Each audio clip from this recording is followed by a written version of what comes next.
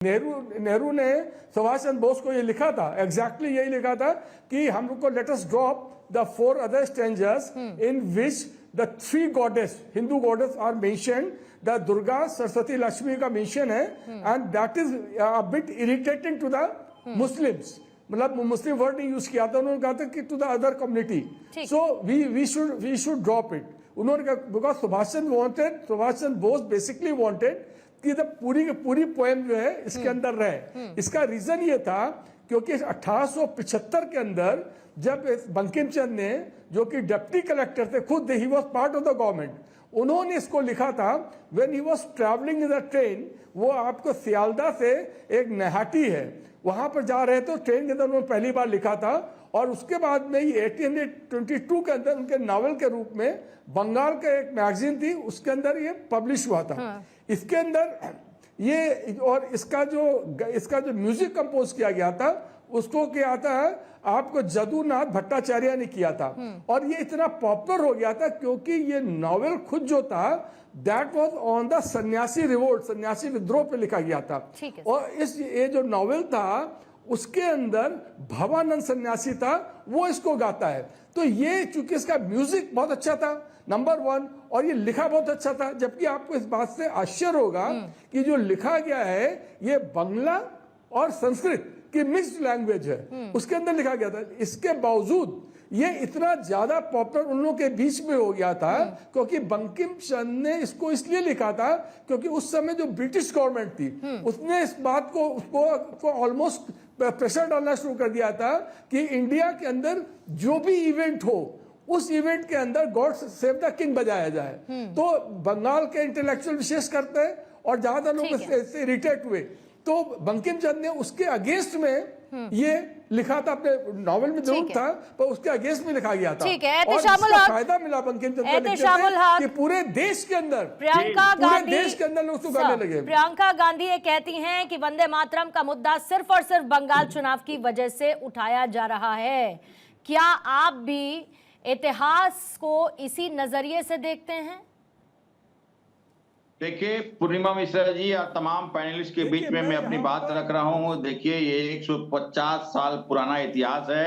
हम समझते हैं वंदे मातरम प्रत्येक भारतीय के हृदय में एक संकल्प और चेतना निमान की भावना है। भाजपा इस भावना को नहीं समझेगी क्योंकि उनके पूर्ववर्ती सावरकर जमानत देकर अंग्रेजों की जेल से रिहा होना चाहते थे। उस समय बंगाल के लगभग 398 स्वतंत्रता सेनानी उस समय समझ लिए अपनी मुक्ति के बारे में सोचने के बजाय मातृभूमि की मुक्ति के बारे में सोचा। किसी ने भी अंग्रेजों के सामने घुटने नहीं टेके। बंगाल की जनता प्रधानमंत्री ऋषिकेश बंकिम चंद्र चटर्जी द्वारा संसद में खड़े होकर के उन्हें बंकिम दादा शब्द जो कहे हैं, मुझे बहुत ही आपत्ति है। नहीं तो दादा कहने में या दा कहने में असम्मान की भावना क्या है सर? बिल्कुल इसमें असम्मान की भावना कैसे आई? प्रधानमंत्री सुनिए पूर्णिमा जी, सर आप जो सुनिए ना सर, बेवजह जो मुद्दे की बात है या जो विवाद का विषय है आप घूमकर दूसरी तरफ जा रहे हैं। मैंने आपसे क्या पूछा, आपने एक भी बार उन शब्दों का जिक्र नहीं किया जिसे वंदे मातरम से हटाया गया। क्यों हटाया गया? क्या वो वाजिब था हटाना उसमें से? क्या वो जरूरी था? क्या वो अपीजमेंट की पॉलिटिक्स नहीं थी? उस बारे में आप बात नहीं कर रहे हैं, आप एक शब्द पर आकर अटक गए हैं। आप एक शब्द पर मत अटके रहिए ना सर, थोड़ा व्यापक चर्चा करते हैं ना उस पर। मैं व्यापक चर्चा ही के तौर पर बोल रहा हूं। जो प्रियंका गांधी ने कहा कि ये 150 साल पुराना है, ये वाकई में समझ लिए कभी पश्चिम बंगाल में 2026 में इलेक्शन होने जा रहा है तो ये उसी को समझ लिए, ये पुरानी मामला को लेकर के ये सामने में आए हैं। ये नहीं होना चाहिए इस तरह का जो हिसाब से। पूर्णिमा जी ये हमारे जिन्होंने इस हिसाब से वंदे मातरम के ऊपर में ये विरोध के बाद में ठीक है समझिए सर। इस तरह का चारू। काम कर रहे हैं, मुझे ये समझ नहीं आ रहा है। ठीक है चारू। देखिए, टीएमसी को ना हर चीज चुनाव से जोड़कर देखने की आदत पड़ गई है, लेकिन भाई चुनाव तो हमारे देश में हर साल है, आपके प्रदेश में नहीं किसी और प्रदेश में होते हैं। 150 साल वंदे मातरम के इस साल हो रहे हैं।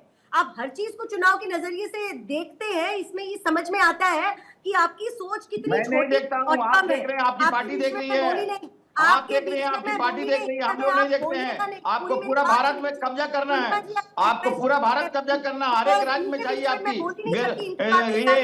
थी। मुझे अब इस बोलने तरह का से नहीं समय होता नहीं है। आप पूरे जो राज्य में बंगाली अस्मिता की ठीक बात है करते हैं, एहतेशामुल हक साहब सुनिएगा, सुनिएगा सुनिए भी साहब, मेरी बात। जल्दी बोलिएगा।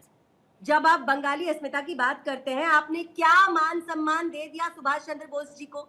अगर उनके नाम पर एक आइलैंड का नाम रखा गया या एक एयरपोर्ट का नाम रखा गया या उनको मान सम्मान दिया, वो कार्य भी भाजपा सरकार ने, मोदी जी ने किया है। आपने क्या किया? बंगाली बंगाली करते रहते हो, एक काम बता दो ना जो देश के लिए आपने किया हो। उसके बाद आप जिस इतिहास में जा रहे हैं, उस इतिहास की मैं आपको कुछ खास बातें बता देती हूँ, ठीक है ना? आप जो गिनती गिनती करके बता रहे हैं, जो गाना सांप्रदायिक था ही नहीं 50 साल तक, उसको आपने अपनी राजनीति के लिए सांप्रदायिक बना दिया, आपके नेताओं ने सांप्रदायिक बना दिया। मुझे बताइए, आप क्या मौलाना आजाद से बड़े मुसलमान हो गए हैं या रहीमतुल्लाह सियानी जी से बड़े मुसलमान हो गए? और हो गए तो बोलिए, बोलिए मैं उनसे बड़ा मुसलमान हूं, उन्हें कुछ नहीं पता था। हिम्मत है तो बोल दीजिए पूर्णिमा के शो पर, अभी बोलिए। नेताजी सुभाष ना चंद्र ना, बोस जो के मैं नाम पूछ में रही हूँ समझिए जवाब पश्चिम दीजिए। बंगाल में अगर एक उनको जगह बात नहीं सांप्रदायिकता है। नहीं दिखती आप तो शुरू आप जहां कहां से किया मैं वहां से से स्टार्ट कर रहा कहां से हूँ। आसमान आपने से शुरू टपके किया, और आपका कौन सा आपने इस्लाम है? शुरू तो हर किया चीज में नेताजी सांप्रदायिक सुभाष बनता चंद्र है। बोस अगर अपनी के नाम से क्या माँ है? का, अपनी धरती का, अपने देश का कंपैरिजन हम अपनी देवियों से कर रहे हैं और किसी और मुसलमान को आपत्ति नहीं हुई, आपको कैसे होने लगी? आपत्ति तब हुई जब जिन्ना और नेहरू दोनों को सत्ता चाहिए थी, इसीलिए मिलजुल कर आपत्ति करी गई। और यही सच्चाई है और इससे आप भाग नहीं सकते। ठीक है। और अगर आप भागना चाहते हैं, पहले बोल दीजिए आप बड़े मुसलमान ठीक हैं, है, पहले मौलाना आजाद ओके, मैं एक बार जरा स्टूडियो में, ठीक है, मैं फिर चित्रा जी आ रही हूँ आपके पास, थोड़ा सा बस समय दीजिएगा। पहले एक बार मैं जरा गुलाम सरवर जी आपके पास आती हूँ, फिर संजय जी आपके पास आऊंगी। गुलाम सरवर साहब, वाकई में मुस्लिम समाज को इस पर आपत्ति थी, मुस्लिम लीग को आपत्ति थी, जिसके बाद ये फैसला नेहरू की तरफ से लिया गया, वो उस कमेटी के अंदर लिया गया जिसका गठन ही इसलिए किया गया कि भाई जरा देखिए इसमें कोई समस्या तो नहीं है। फिर उसके बाद काट-छाट कर दी गई। ऐसे ऐसे लोग थे जिनको इसमें कोई समस्या नहीं थी, लेकिन दबाव कहां से था? मुस्लिम लीग से। देखिए पूर्णिमा जी, यहाँ पर तो अभी हिस्टोरियन भी थे, रवि भट्ट जी ने अपनी बात रखी ही। और मसला न कल आपत्ति किसी बात पर थी, ना आज आपत्ति।